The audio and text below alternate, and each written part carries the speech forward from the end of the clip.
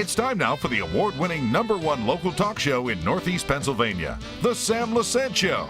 Now here's your host, Sam Lesante. Folks, thanks for joining us. I'm Sam Lesante. You're watching The Sam Lesante Show. And once again, thank you so much for all those people who are watching the show. My friends in Comcast and Pottsville 190, Wilkes-Barre on Channel 92, Saturdays and Sundays, and of course, Lackawanna County. I really appreciate all you people from Scranton who have been sending me emails and calling. I appreciate that very much. And of course, in Hazleton, we're on Channel 13 and HD Channel 513 as well. Google us on our on the web, and on our app, search SSPTV. So you get all the great information. Now today, folks, got something interesting for you. I have an honest politician on the show. Wow. Now it's not don't go outside and see if there's thundering and lightning, but we got an honest politician.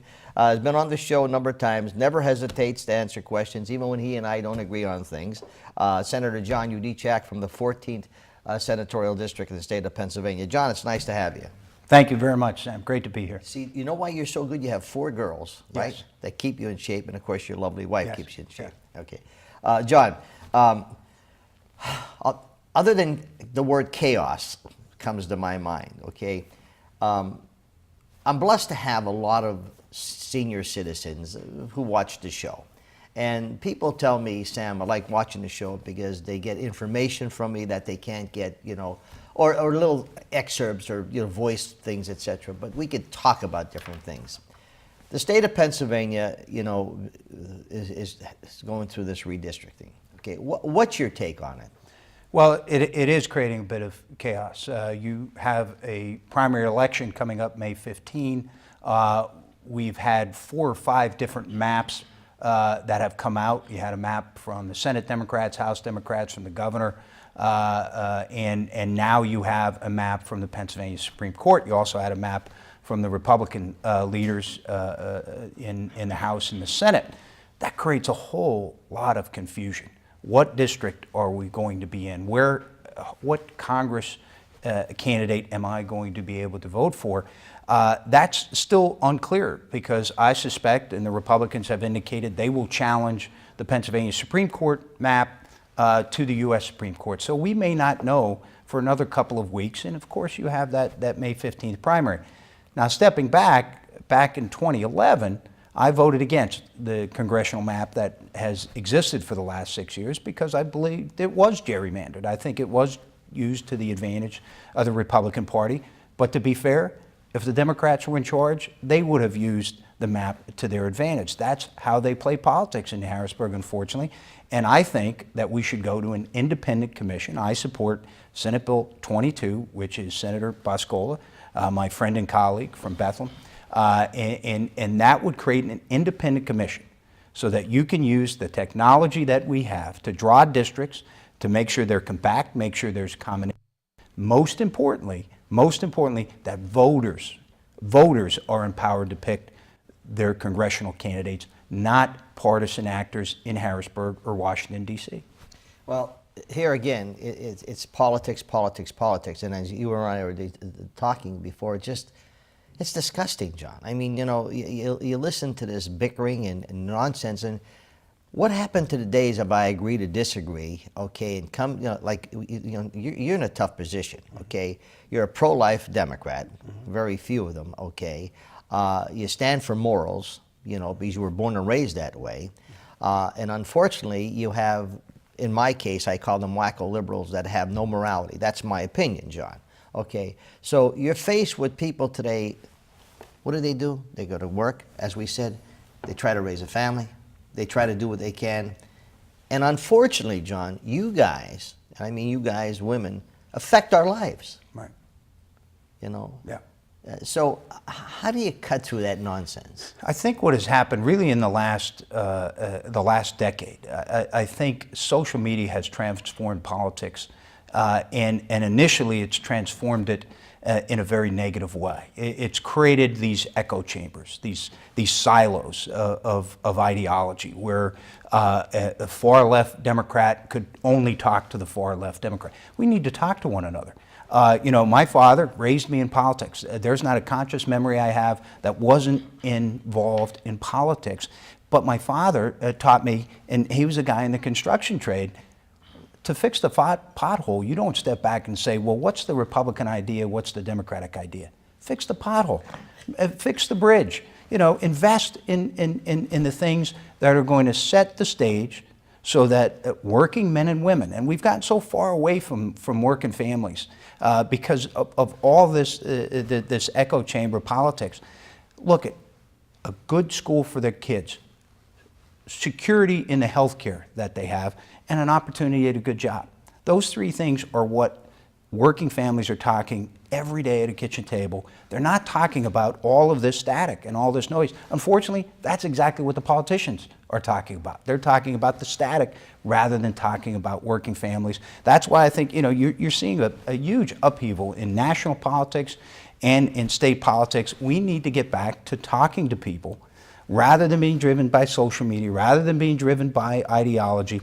Let's get back to practical politics where we're going to make sure the roads and bridges are fixed. We're going to make sure we're investing in good quality education, and we're going to invest, most importantly, in good quality jobs, because you and I have talked about this all the time. There's no better social program in the world, no better social program in the world than a quality, good family sustaining job. That will lift a family out of poverty, that will lift a family to invest in their community, and we'll have better neighborhoods, better communities, and ultimately a better Pennsylvania.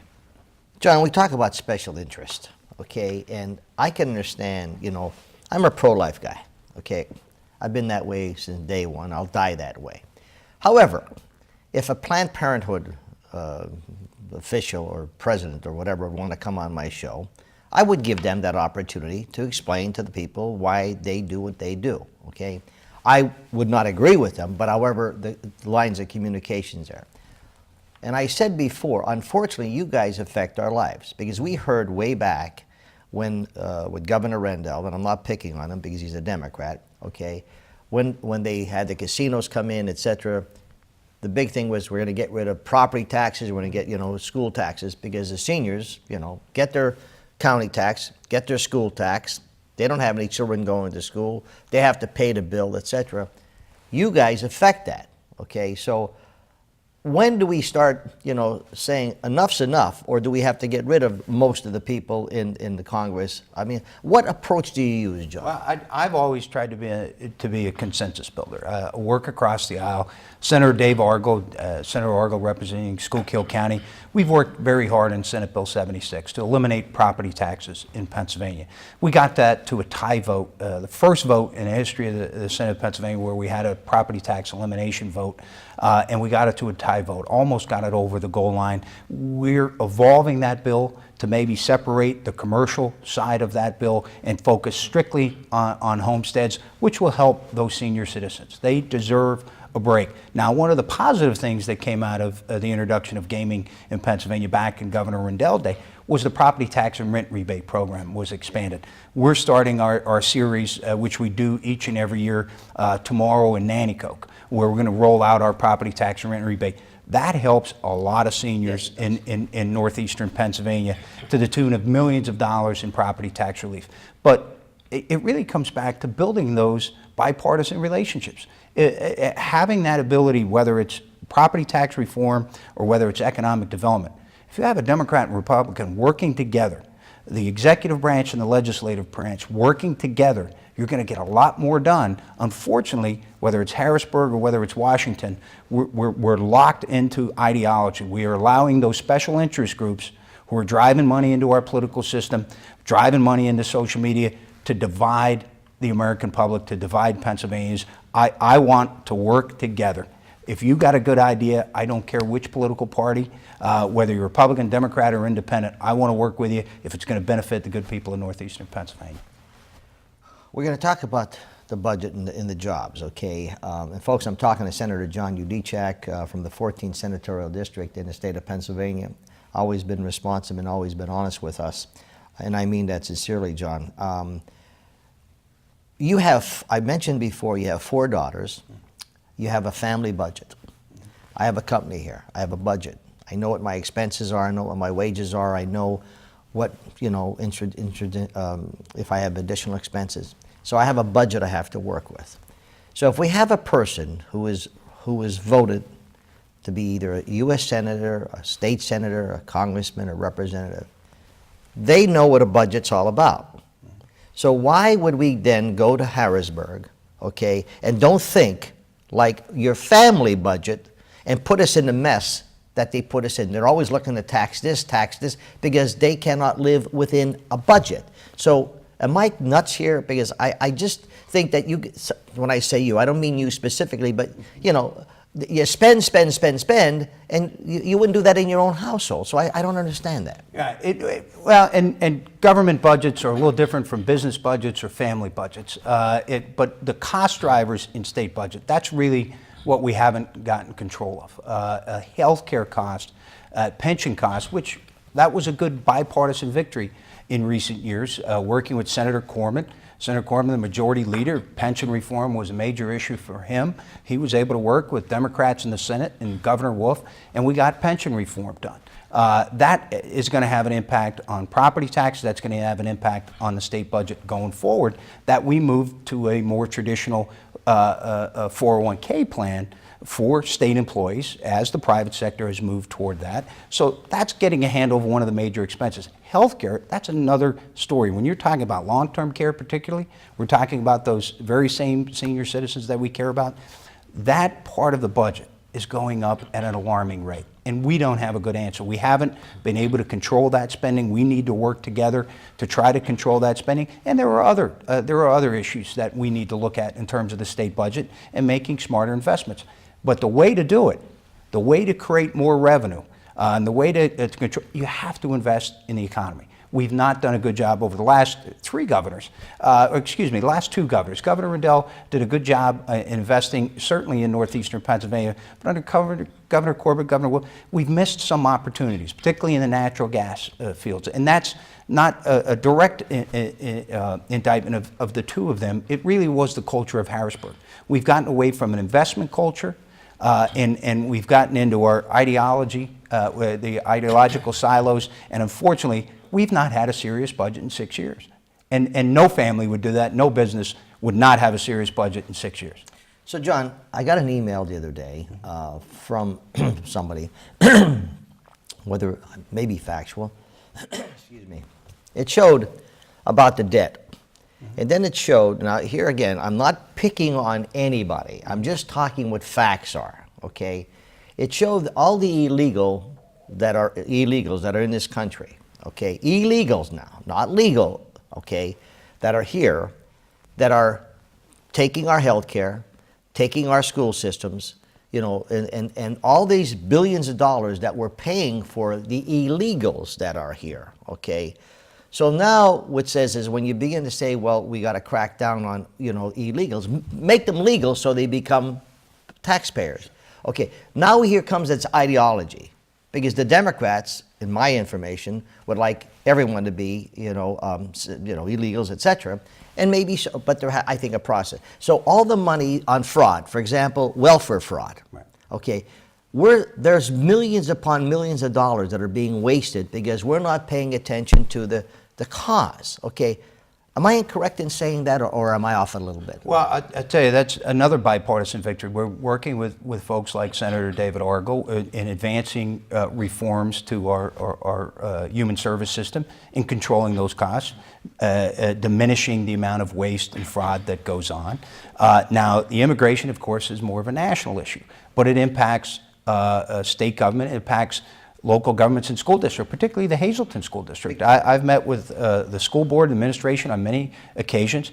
They have enormous challenges in dealing with an immigrant population that fluctuates, where you may have 2,000 new students that show up in the beginning of the school year and have 1,500 of them disappear to somewhere during that school year, and that changes their numbers. It changes their basic ed formula. So we've been working then with Representative Toohill and Representative Jerry Mulry to try to drive more money back to the Hazleton School District. It is a national issue that needs to be solved. Washington, D.C., Democrats and Republicans and the President have to find a way. I think you and I are similar in this respect.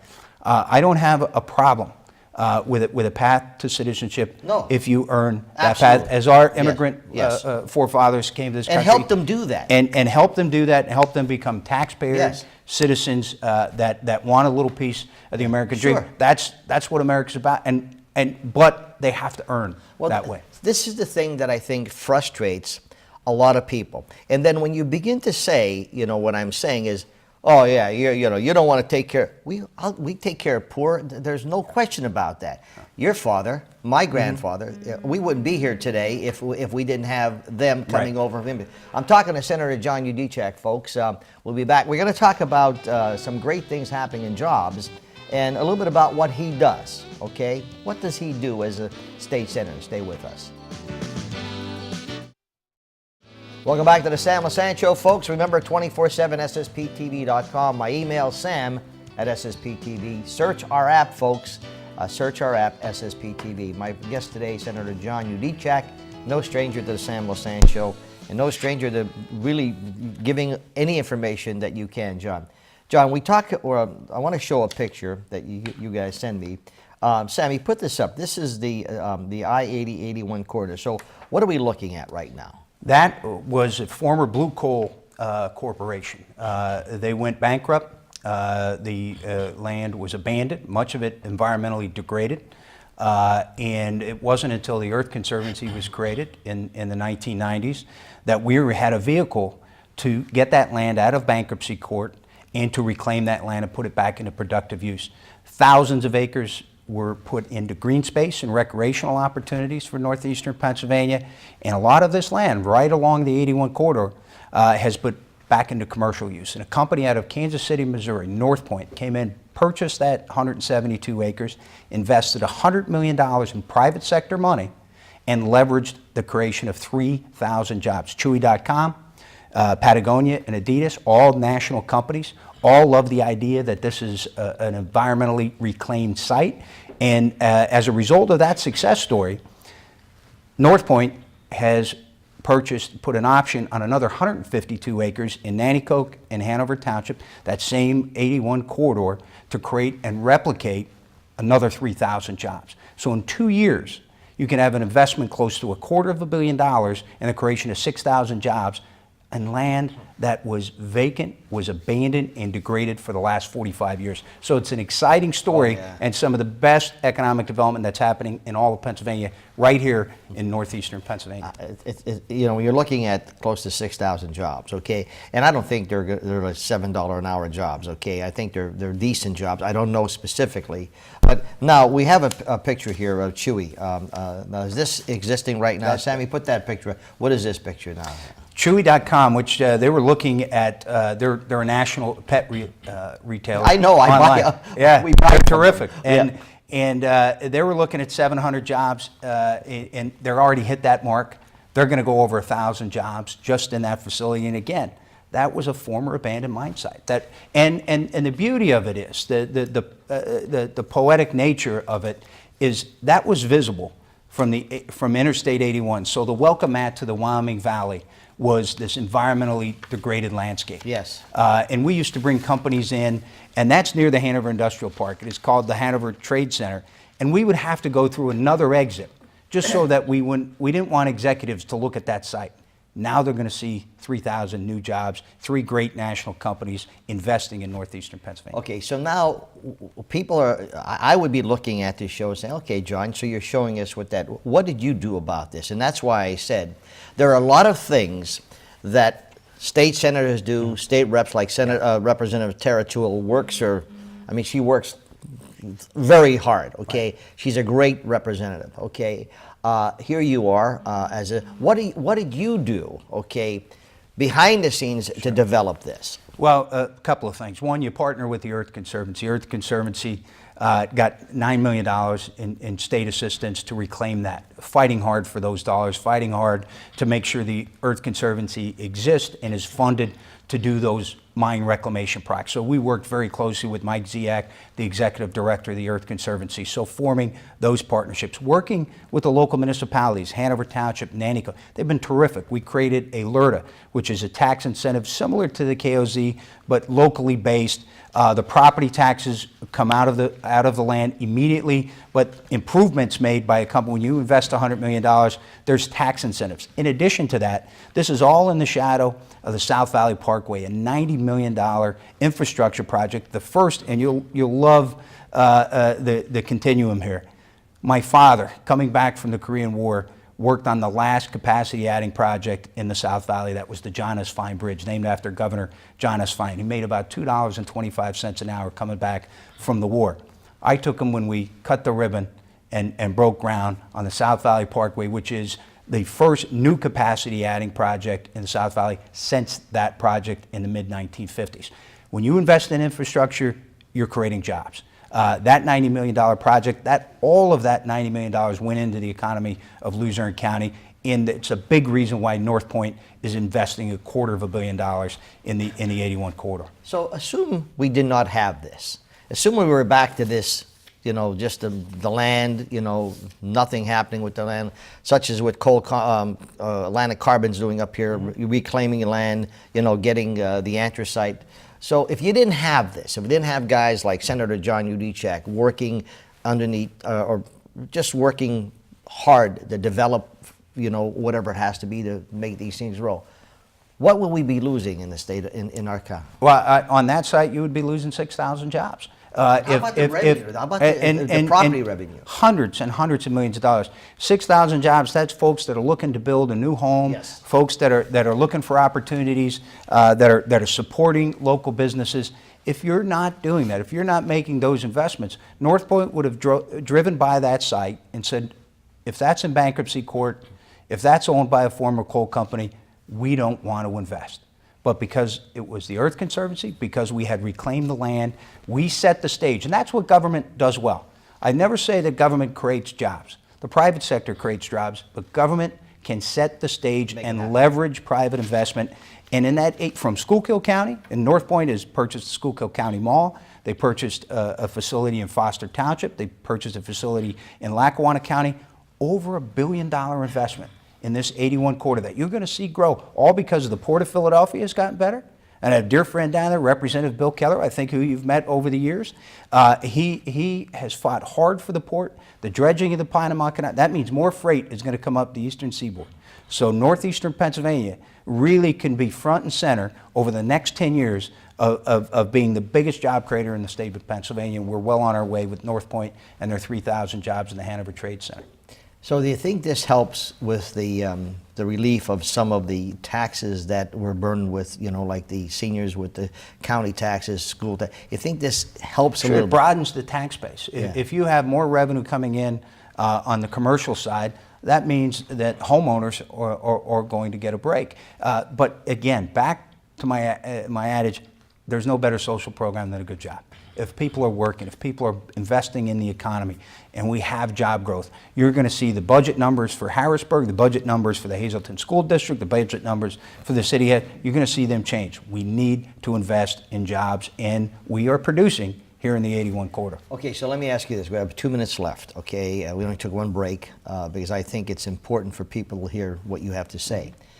What do you think is the most critical thing right now that faces the state of Pennsylvania? Not the country, but what do you think is the most critical thing that we should be trying to work on? Well, it comes back to jobs and jobs and workforce training. I know you're a former member of the board of the Luzerne County Community College. What a great place for workforce development training. I just created a scholarship in honor of my father, a $50,000 scholarship, a career pathway program. These are folks that may have been downsized in the economy. They can come and be retrained, and whether it's computer technology, diesel technology, engineering. My father was always a man that worked with his hands, always got his hands dirty, and that kind of program where you may not have to go on to a traditional college. And we have some of the best, Wilkes and Kings. but that community college is really a pathway to a great career, to a great job. That's why we built it, John. And thank goodness Yeah. you did. Thank Yep. goodness Yep. that you did. Yep. But workforce development training and education, investing and setting the stage, if Pennsylvania can get better at that and really break down the walls of the traditional mindset when it comes to education. Not every child needs to go on to a four-year liberal arts school. I was blessed, I did. I went to Penn State and thank my mother and father for giving me that opportunity every day. But some students can do a certificate program, some could go on to 2 years, some could go into the building trade. Somebody could go on to LeUna or IBW and have a great career. We need to really break down those walls, get folks trained for 21st century jobs, and if we do that, Pennsylvania's economy is going to take off. I said to you during the break, I don't envy you. I don't envy any politician today. They get slammed from special interest, etc. And sometimes you have to put them aside. And that average person that's watching this show, it affects their lives. Senator, you've always been great on the show. Someday we're going to call you Governor Yudichak, and I know you'll be a big shot. You won't come on the Sam Lesante show like Governor Wolf won't come on my show for whatever reason. I have no idea. But anyway, it's going to be interesting. You're always in there doing the right thing. Thank you. Take care of those kids. Thank you very much. Senator John Yudichak, folks, never once has he denied coming on the show to talk about anything. And we're starting to agree a little bit more on a lot of things. This is starting to get me nervous, folks. We'll see you next time.